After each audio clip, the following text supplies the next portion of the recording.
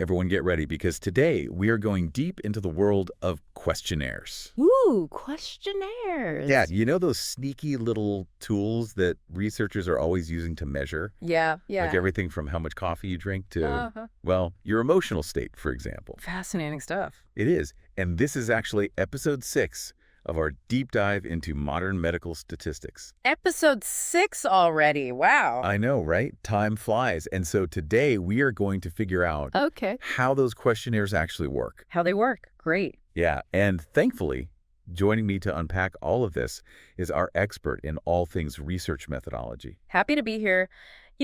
Questionnaires, they may seem pretty simple on the surface, Yeah, but there's a whole lot of science that goes on behind the scenes to make sure they're actually measuring what they're supposed to. right. And thankfully, to guide us today, we have a fantastic lecture by Dr. Hamdi Al-Hakimi, Oh, perfect. all about the validity and reliability of questionnaire. All right, well, let's jump right into it then. Let's do it. So can you start by explaining why questionnaires are so important to researchers, Sure. especially when we're talking about health research?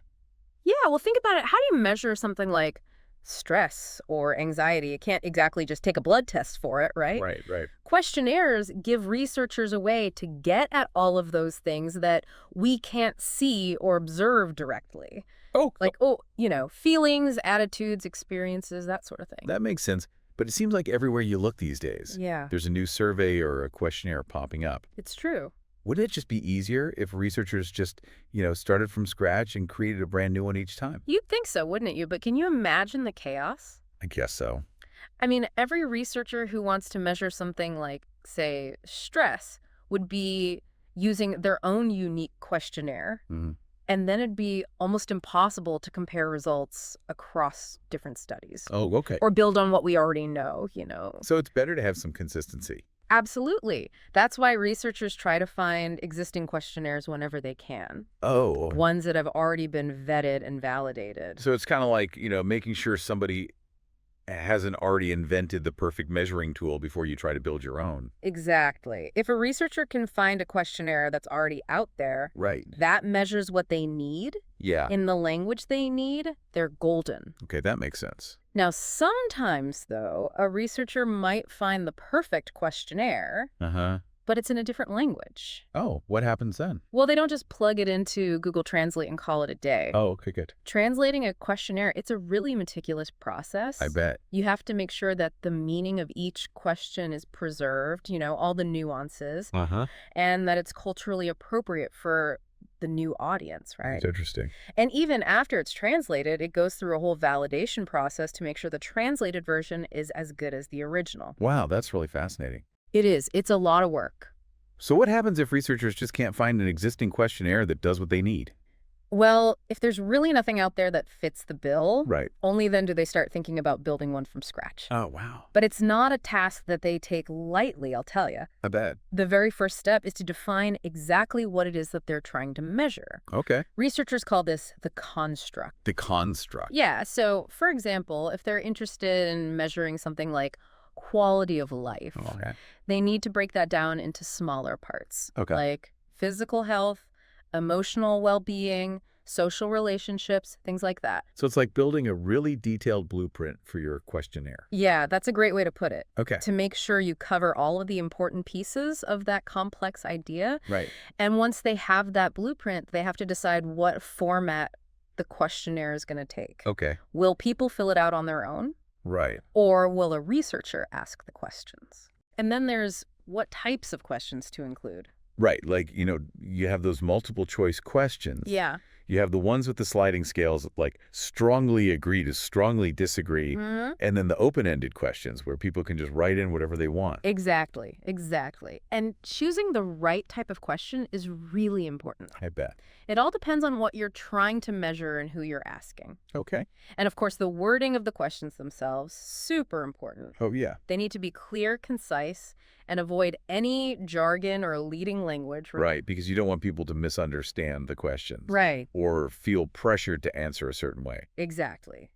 That makes sense. And that's why it's really crucial to have experts review a questionnaire before it's used in a study, That makes sense. so they can check for clarity, scientific accuracy, and make sure that the questions are culturally sensitive and appropriate. Yeah, like you're trying to eliminate as much bias as possible, right? Yes, absolutely. It's like putting your questionnaire through this, like, rigorous quality control check. That's a great way to think about it. And you know what? Even after all of that expert review, they still do one more thing before they use it on a large scale. Oh, what's that? They actually test it out on a small group of people, Oh, interesting. maybe 30 to 50 people. Okay. And they call this a pilot test. A pilot test. Yeah. And it helps them to figure out if there are any little problems that slip through the cracks. Oh, so it's like a test drive for the questionnaire. Exactly. Like they see how long it takes people to complete it. Okay. If the questions are easy to understand, Mm-hmm. and if the responses are actually showing what they're trying to measure.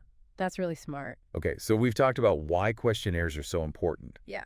and how researchers create new ones. Right. But how do they actually know if a questionnaire is trustworthy? Like, how do they know for sure it's measuring what it's supposed to be measuring? That is the million-dollar question, isn't it? It is. And that's where those ideas of validity and reliability come in. Okay. The two pillars of a trustworthy questionnaire. Ooh, I like that. We will dive into those right after a quick break. Ooh, a cliffhanger. A cliffhanger, yes. So before the break, we were talking about how researchers figure out if a questionnaire is actually trustworthy. Right. And we touched on those concepts of validity and reliability. Yeah. And remember, validity, it's all about whether a questionnaire is actually measuring what it's supposed to.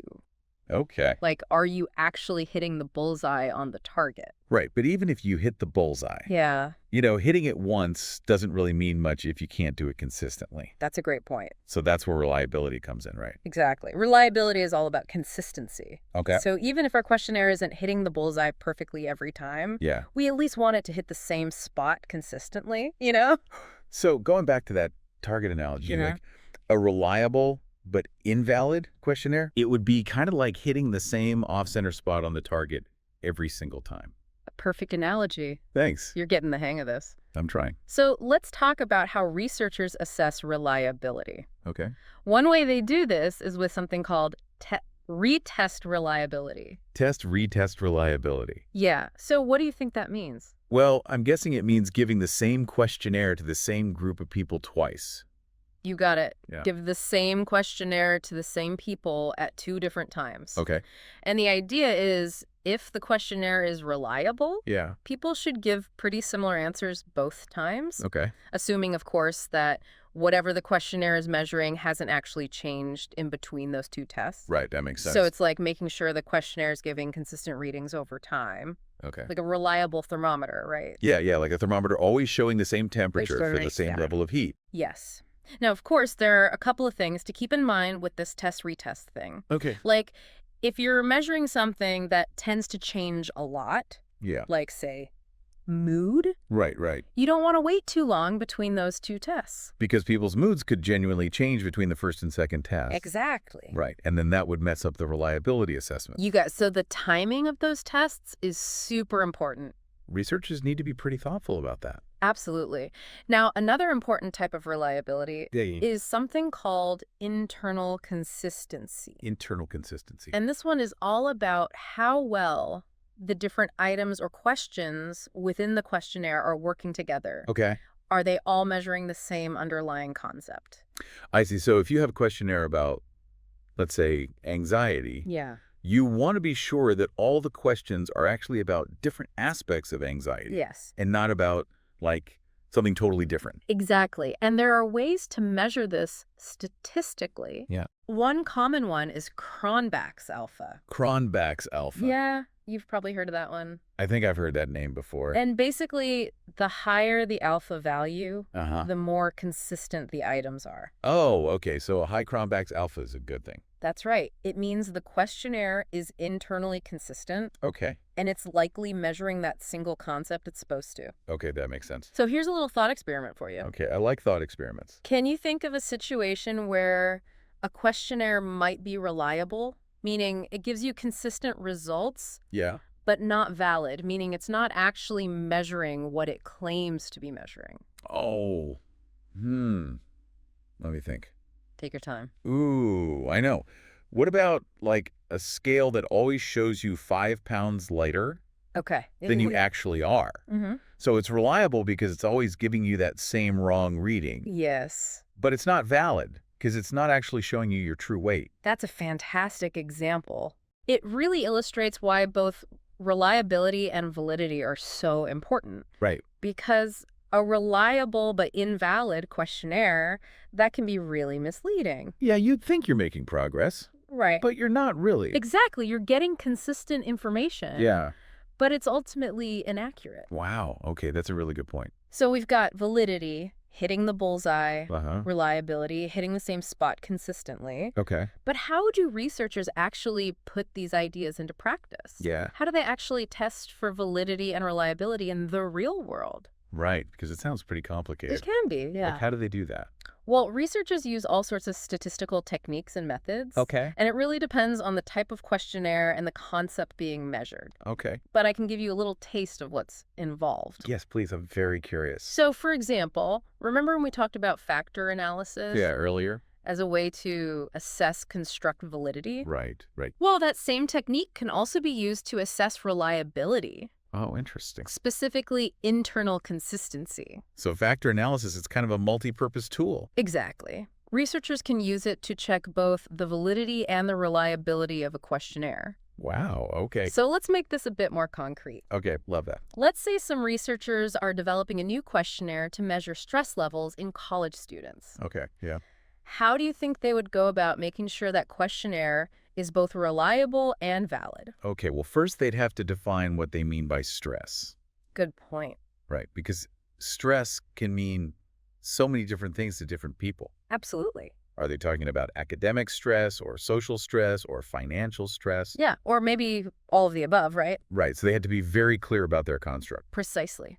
They would need to break down that concept of stress Mm. into its key components, Oh, and then make sure that their questionnaire is capturing all of those, got it. all the important aspects. Then I guess they would have to write specific questions for each of those components. That's right. And they would probably want to use language that's easy for college students to understand, Absolutely. Yeah. and maybe even get feedback from students Yes. and experts to make sure the questions are actually measuring what they're supposed to. that feedback loop is crucial. Yeah. They also want to make sure that those questions aren't biased in any way, right? Like you said earlier, they don't want to influence the students' responses. Exactly. Okay. And then once they've created the questionnaire, Yeah, they need to test it out that's right. for both validity and reliability. You got it. So how would you do that? Well, to check the content validity, Uh-huh. they could get a group of experts, maybe psychologists Right. or counselors who specialize in student stress, Right. and have them look over the questionnaire and see if the questions cover all of the important things that students typically experience. So it's like getting that stamp of approval from the experts That's a great way to put it. to make sure the questionnaire is thorough and on point. Exactly. And then to test construct validity, Yeah. they might compare their new questionnaire to an older one Okay. that's already been used and validated. Okay, so like a tried and true questionnaire Exactly. to measure stress. Yeah, or something related like anxiety or depression. Right, so they would look for those patterns of conversion and discriminant validity that we talked about earlier. Absolutely. Making sure that their new questionnaire aligns with existing measures of stress, Okay. but also that it doesn't overlap too much with measures of unrelated things. Gotcha. Okay. And then, of course, they would also need to test the reliability of their new questionnaire. Right. How would they do that? Well, they might use that test-retest method, Okay. where they give the questionnaire to the same students twice, Okay. maybe a few weeks apart, Yeah. to see how consistent their answers are over time. That would show if the questionnaire is giving stable readings. Exactly. All right. And they might also use something like Cronbach's alpha to check for internal consistency, Right. Right. to make sure all the questions are working together, What? to measure that overall concept of stress. Wow. It's really cool to see how all of these pieces actually fit together in a real study. It is, isn't it? Yeah. And it really shows just how important it is to have really strong methodology Absolutely. behind any questionnaire. It's not something you just throw together, Right. All this rigorous testing and validation is essential Yeah. to make sure that the questionnaire is a trustworthy tool Okay. for whatever it's supposed to measure. This really makes me think about what Dr. Alakimi was saying about how developing a good questionnaire, Mm-hmm. it's a really complex process. It is, yeah. It's a lot more involved than I think most people realize. Absolutely. And There's one more thing we need to consider. Oh, okay. What's that? The human element. Ooh, the human element. Even with the most carefully designed questionnaire, Yeah. we have to remember they rely on people's self-reports. Right, because people are the ones filling them out. Exactly. Yeah. So even though researchers try their best to create questionnaires that are as objective as possible, Yeah. there's always going to be that element of subjectivity. Right, like in that example with the stress questionnaire. Yeah, The students are reporting on how stressed they feel. that's right. And feelings can be pretty subjective. They are. It's not like measuring something like their blood pressure, Exactly. which is, a very objective measurement. That's right. So even though researchers aim for objectivity, Yeah. there's always that subjective piece to keep in mind. Okay, so it's important to remember that the data from questionnaires, Yes, it's based on people's own experiences and perspectives, absolutely. which might not always be completely accurate. It's something to consider when you're looking at results from a questionnaire study. Right, it's not the whole picture. It's- This makes me think about all the different questionnaires I see in my everyday life. Oh, yeah. Like all those online surveys Mhm. and customer satisfaction forms, Right. even those personality quizzes on social media. Oh, those are everywhere. They are. Yeah. And now that I know a bit more about validity and reliability, Mm-hmm. I find myself kind of like scrutinizing those questionnaires a bit more. I do the same thing. Really? It's like an occupational hazard, I think. Right. Yeah. Like, are the questions clear? Yeah. Are they unbiased? Uh-huh. Do they seem like they're actually measuring what they're supposed to be measuring? Exactly. Those are great questions to ask. This deep dive has really been eye-opening. I'm glad to hear that. I feel like I have a whole new understanding of questionnaires That's great. and how much actually goes into making sure they're trustworthy and reliable. It's a lot more than most people realize. It really is. And, it's interesting because this all ties back to what Dr. Al-Hakimi was talking about in his lecture. Yes, he was very clear about the importance of careful design and testing when it comes to questionnaires. And, it's not just about the researchers either. That's right. This knowledge about validity, reliability, and ethical considerations, it's important for everyone. It is, absolutely. It helps us to be more informed consumers of all this information we're constantly bombarded with. Especially in a world with so many questionnaires and surveys. Right. It's like everywhere you look. It is. So the next time you see a questionnaire, Yeah. whether it's for, a research study or customer feedback form, or even just a fun little quiz, Yeah. take a moment to think about what we've talked about today. Yes. Be critical. Ask questions. Right. Like, are the questions clear and unbiased? Uh-huh. Does it look like it's measuring what it says it's measuring? Exactly. Because by applying what we've learned, we can all become much more informed and savvy consumers of information. Absolutely. Knowledge is power, as they say. So we've talked a lot about how researchers make sure those questionnaires are actually measuring what they're supposed to. Yeah, validity and reliability, the cornerstones. But before we wrap things up, I think there's one more really important piece of the puzzle we need to address. You're talking about the ethics of using questionnaires, right? Exactly, because it's not just about getting the data. Right. It's about getting it in a way that's responsible and ethical. Absolutely. Especially when we're talking about sensitive areas like health research. Right. So what are some of the ethical guidelines that researchers need to keep in mind when they're using questionnaires? Well, one of the most fundamental ethical principles in any kind of research Okay. is informed consent. Oh, yeah. That's like the golden rule of research, isn't it? It really is. Like making sure people actually understand what they're getting into before they participate. Exactly. So with a questionnaire, participants need to know what the questionnaire is about, Okay. how their data will be used, Mm-hmm. and what the potential risks and benefits of participating are. So no surprises, basically. Exactly. And they should always have the right to say no to any question or even drop out of the study entirely if they want to. It's all about respecting people's choices, right? It is, yeah, giving them that autonomy. Okay. And this is particularly important when you're dealing with, really sensitive topics I can imagine. like mental health issues or personal beliefs, things like that. Right. Researchers would need to be extra careful in those cases. Absolutely. They need to create a safe space for participants. Okay. So people feel comfortable being honest. Right. Without worrying about judgment or negative consequences. That makes a lot of sense. You want people to feel like they can trust you. Exactly. And that brings us to another big ethical consideration, Okay, what's that? confidentiality. Ah, right. Keeping people's information private. Exactly. Researchers have to protect people's identities and make sure their responses are kept confidential. How do they do that? Well, they might use anonymous questionnaires Oh, or remove any identifying information from the data. got it. So it's like putting a shield around that data Yeah, I like to that. protect the privacy of the people who participated. Okay, and it's not just about protecting participants. No, not at all. Ethics are also important for maintaining the integrity of the research itself. Absolutely, and that's a really important point. So how do those two things connect? Well, researchers have a responsibility to be transparent about their methods, Okay. including how they developed and validated the questionnaire. Uh-huh. And they need to be upfront about any limitations of the study Okay. and avoid overstating their findings. So it's all about being honest and accountable. Exactly. It's about upholding those high standards of scientific rigor Right. and making sure the results are credible and trustworthy. So thinking back to Dr. Alakimi's lecture, Yes.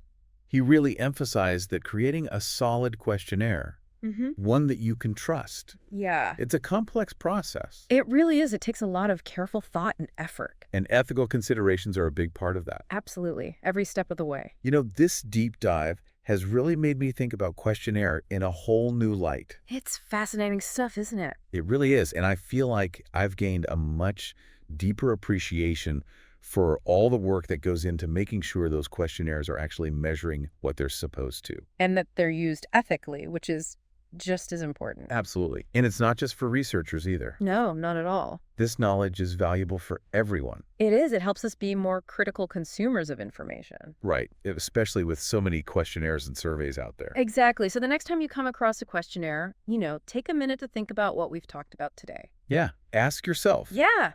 are the questions clear, unbiased, and relevant? Good question. Does it look like it's actually measuring what it claims to be measuring? Are the researchers being transparent and ethical? Exactly. All great things to consider. And by doing that, we can all become more informed and empowered. Absolutely. Because when it comes to questionnaires, knowledge really is power.